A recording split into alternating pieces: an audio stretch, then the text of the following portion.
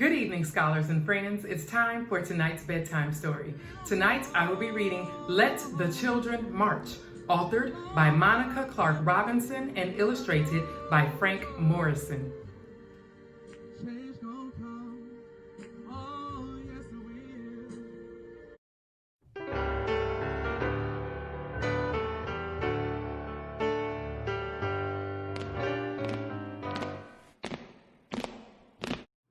1963, Birmingham, Alabama.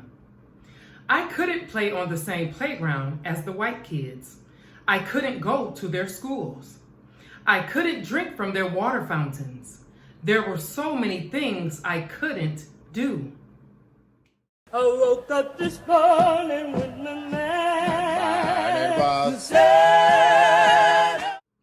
One warm spring night, my family went to church. We weren't there to have regular services. We were there to hear Dr. King speak. We were there to plan.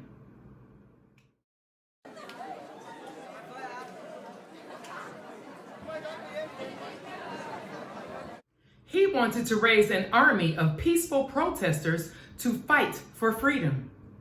His brown eyes flashing fire and love, Dr. King told us the time had come to march. We shall overcome. If I march, Mama said, I'll lose my job, sure enough. I can't march, Daddy said. I got a family to feed. The weight of the world rested on our parents' shoulders, but this burden, this time, did not have to be theirs to bear.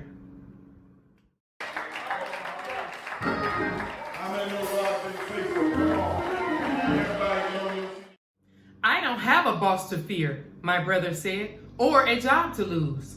We can march this time. We'll be Dr. King's army, I said. I'll be fine, Daddy, I promised. Don't worry, Mama.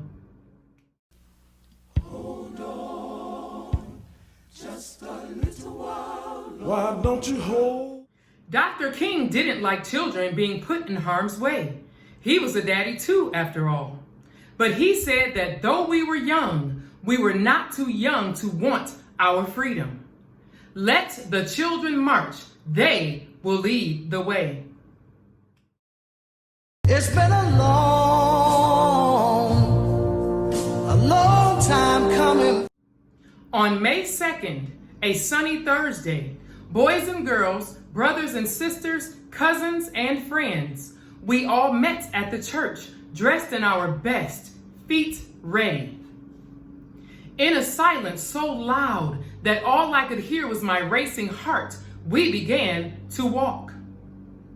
Hand in hand we marched, so frightened yet certain of what was right for freedom. The path may be long and troubled, but I'm gonna walk on.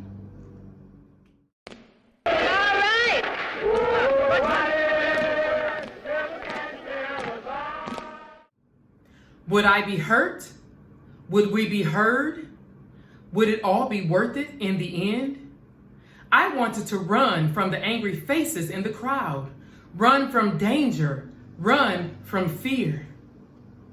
Boys and girls, brothers and sisters, cousins and friends, on and on, we marched, we marched, we marched.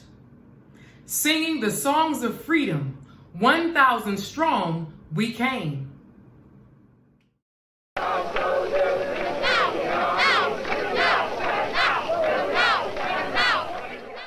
Hate dogged my heels all that day, its yellowed canine teeth sharp. But courage walked by my side and kept me going. Disperse or you'll be jailed, the police shouted the first day. Disperse or you'll get wet, the police shouted the second day. Disperse or we'll release the dogs, the police shouted the third day. We did not disperse. We kept on marching. We wouldn't stop until things started to change.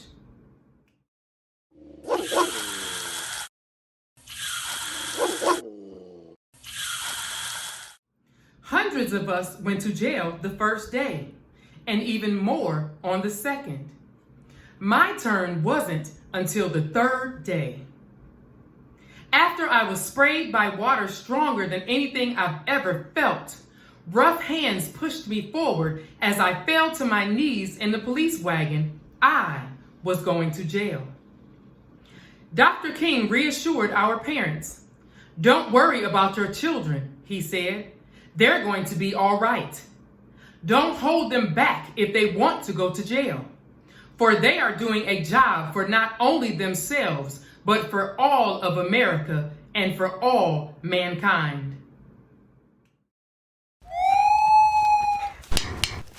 Oh, Your Honor.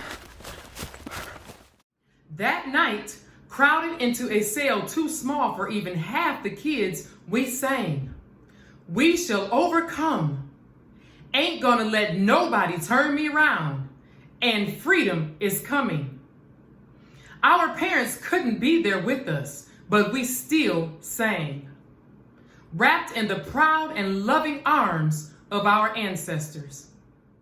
Ain't gonna let nobody turn me around. I was still in jail, but we heard that the next day and the next, more kids marched. The water hoses they used to sting us could not stop our fierce tide. The path may be long and troubled, but I'm gonna walk on.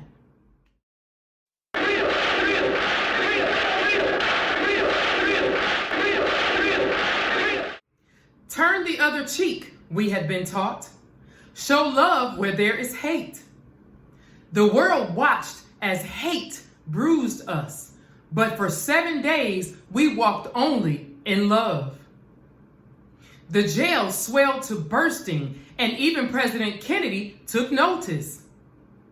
Daddy said the president received letters and calls about us from all over the world. Our march would become a memory, a small part of a larger story. But we had been heard, and the seeds of revolution were sown. I don't recall I made it back across the bridge, back through these streets, back to the church. 2 days and nights I stayed in the jail. Some stayed even longer. When I left, I was tired and sore, and my best dress was ripped, but my smile was as wide as the Mississippi River. I had made a difference. "I'm so proud of you, baby girl," Mama said. "Your march was what made them see." With nothing more than our feet, voices, and courage, we had done what others could not. Change was right around the corner. We felt it like a cool breeze in an Alabama August. On May 10th, the great news rang out. Dr. King had reached an agreement with the White House leaders of the city. Desegregation would begin. One day right there in Alabama, little black boys and black girls will be able to join hands. 1 month later, I was playing on a playground I'd never been allowed to play on before. 2 months later, my family ate at a diner we'd never been allowed to eat in before. Our march made the difference. We children led the way. Singing the songs of freedom, 1,000 strong, we came. Oh, freedom. Oh, freedom. Oh, freedom. The end. Good night.